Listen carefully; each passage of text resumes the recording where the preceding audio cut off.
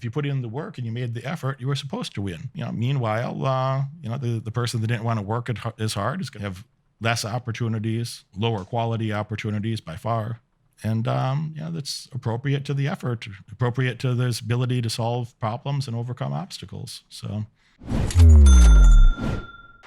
yeah, man, you gotta just think of yourself as, I don't mean this in like a woo-woo metaphysical type way, like a spiritual way.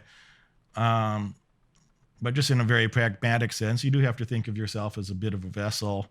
They say, yeah, I spent the time, I put in the work, I made the effort. Of course you're supposed to win. And, I loved what Hoist told me about that story about his father. That he's like, you don't need to celebrate in front of your opponent when you win. You're supposed to win. So he said, go congratulate them on a tough fight. So you did well. You're a tough person. Say a couple nice words to the guy that you just beat up. And, having that humility is, part of the honor culture, or, the respectable, legendary elements of what the Gracie family did. So Hoist is going to come train with me again. I don't know, about 4 weeks, end of the month, beginning of next month. Hoist is going to come train with me again. Great man. Guy that I respect a lot and think highly of. Has become a good friend over time.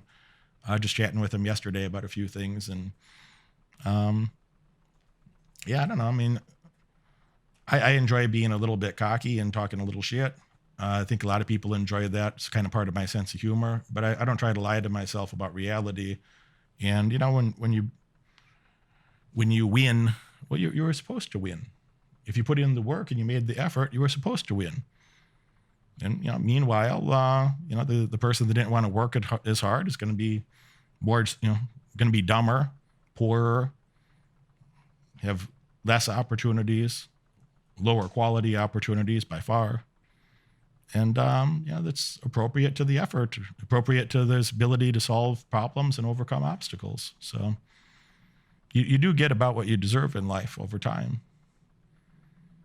In the short term, there's volatility. In the long term, you do more or less get about what you deserve. Eamon says, thank you, Derek and Frank, for coming on. You talked about something similar in your 10 Commandments interview. If you've never had the thought of quitting, you haven't been pushing hard enough.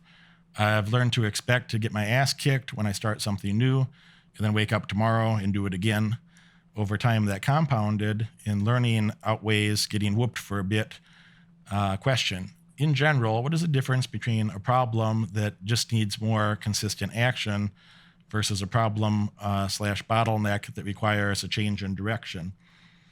Well, that's the part that I mentioned earlier about the cost-benefit analysis, that you have to do a little.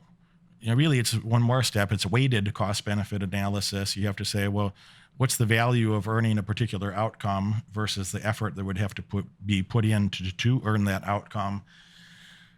And then you have to compare that to all the other, your opportunity set, if you will, of all the other potential selves, your potential future, the persons that you could be. So if you made the effort, made an effort here, what would be the value of earning an outcome here versus the outcome here versus here versus here? And then the weighted part, you have to think of the probability. So how much effort would you have to put in? What would the reward be? And what is a realistical mathematical probability that you could do that successfully? And then you can look at that model as it's a weighted cost-benefit analysis. So what are the costs? What are the benefits? And what's the probability of earning those benefits if you're willing to pay that cost? And then you're going to be wrong about a few variables, because that's how life is. So you have to try to build that model as best you can. And while you're thinking about it, the world is changing. So it's not a stagnant model. It's not something you get to, the world is dynamic. Things change in real time. So while you're thinking about it, the world's changing and your circumstances are going to change. And, you do that for the rest of your life. You have those thoughts in your head. So, well, given my current circumstances, given the resources, talents, skills, and liabilities that I have, so the good and the bad things, giving your strengths and weaknesses, giving your, assets and liabilities, given your current situation holistically, what's the best use of your time and resources and efforts to where should you best implement that to have the highest return, given your taste and preferences in the world. And so it's dynamic. You're going to have to think about that forever. So some things it's going to be clear to you that yes, you could solve a problem, but the probability of being successful and the order of magnitude of the reward, even if you did solve the problem, don't make it doesn't warrant giving it your attention. It's not the best use of your time. It's not the best use of your resources. So that that's what you would have to think about to be able to answer that question. Some things are worth doing. Some things you're like, yeah, I could do it, but I'm not. There's a low probability of success, so not the best use of my time. Or, yeah, I could do it, and there's a high probability of success, but the reward is not significant enough to warrant the effort. Better to navigate over here and go a different path. So if you think that through, I think that was pretty clear. If you think that through, what I just said might help you make those decisions in the future. A little bit tricky. It's a dynamic model. That's how life is. Dylan says, thank you, Frank and Derek, for your time. You're welcome, sir. Josh says, before one can conquer the world, he must conquer himself. But even before that, he must make the choice to conquer. Derek, when did you make your decision and develop the standards you hold yourself to today? Well, I try to do a little better every day. If you can't do everything at once, and idiots on the outside will criticize that they see you doing very well in one area and they say, oh, but he's fat. So, well, but I'm not fat anymore. So, he's spending a lot of time on this and he's good at that, but he, doesn't have this or this yet. All right. But,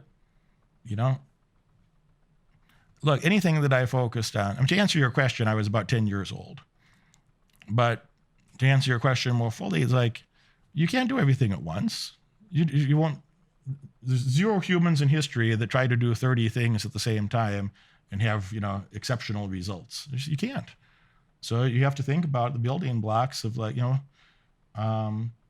if you focus on something obsessively and made a, significant effort, maybe you could get one area of your life in good order.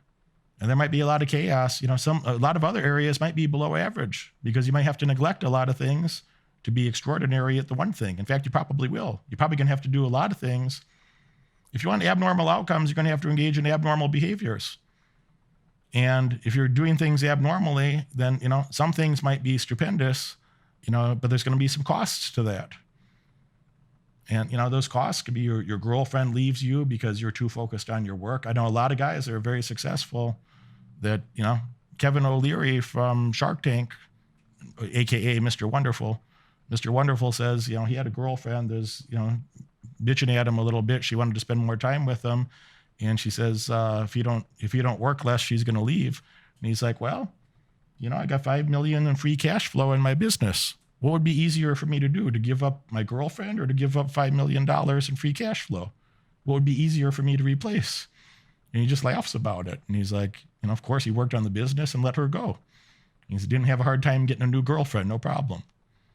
There's times that I had that in my life, that there's a girl that I dated for more than 2 years when I was in college and then after college. And we had a very nice relationship in a lot of ways. But she would say stuff to me like, why can't we do what normal people do? She'd say, what are we going to do this weekend? So, say on a Thursday, she said, what are we going to do this weekend? And I'd say, oh, you know what? On tomorrow, on Friday, I'm going to sit on the couch over there near that fireplace. And I'm going to study for about 14 hours. And then on Saturday, I'm going to sit over there on the couch again. You know what I'm going to do? I'm going to study for about 14 more hours. But then on Sunday, after I study 14 hours on Friday and another 14 hours on Saturday, you know what I'm going to do on Sunday? I'm going to sit on that couch over there. And I'm going to study for about 14 more hours. And she said, well, can't we go to a party? Can't we? And I said, no. Can't we go out, have a few drinks like normal people do? I said, no, I don't have goals like normal people. I don't have normal people goals. So I'm not allowed to engage in normal people behaviors. Because if I engage in normal people behaviors, I'll have normal people outcomes. And that's shit. And I'm not going to do that. And we had this conversation a few times, maybe 3 times. And, that conversation degenerated. And I told her, I said, I'm going to go make, $20-30 million. And I'm going to go to an Ivy League grad school. I'm going to go to a top grad school. I need to make a lot of money to support the sort of life and the dreams that I have. And, if you want to do what normal people do, then why don't you go outside? Sorry, Diego's mom, this is going to be a little vulgar. Why don't you go outside? I lived in a busy street at the time. So just go out there and fuck the next random guy you see. Just go with him. Whoever it is, this next random guy, he'll be more normal than me. He'll be a lot closer to average. So normal means average. And then I got tired of having that conversation. About the 3rd time, I just helped her pack and get her the hell out of there. We were together for 28 months. Beautiful girl. A very gorgeous girl. Very nice girl in a lot of ways. But now we had different goals. So she liked where my goals were, but she didn't want to make the effort. She didn't want to be part of the effort necessary in the background to accomplish those goals. She liked the idea, but not the real effort. So it was good for her to leave. And she went and partied. And by the way, and I hate to say this, I don't say it with any malice, and I don't say it to be mean, but this is just true. I found out a few years ago, I didn't talk to this girl for forever, for, I don't know, 14 years maybe, 14, 15 years, something like that, since I've spoken to her. But I found out that she's dead. She died. She was 37. She had a drug overdose. So I heard, I never researched this, but a mutual friend I ran into years later, when I was like 40, and I haven't seen this girl for a moment in my 30s. I saw her, we were together in my mid-20s. She passed away. So she went and partied so much, she killed herself. And, and I did better than I said I was going to do. I didn't go to some Ivy League school. I went to the #1 Ivy League school. I went to the top-ranked school. And I made more money than I said I was going to make. And I'm still young. So, I don't know. We had different goals that led us in different directions. And she went and partied. And, I kept working. So, I don't know. You get to live with... You got to live with the consequences of your decisions. When you decide to slack off or you want to do less when your competition's doing more, all right, but you're just literally accepting a lower place in the world than you were capable of having.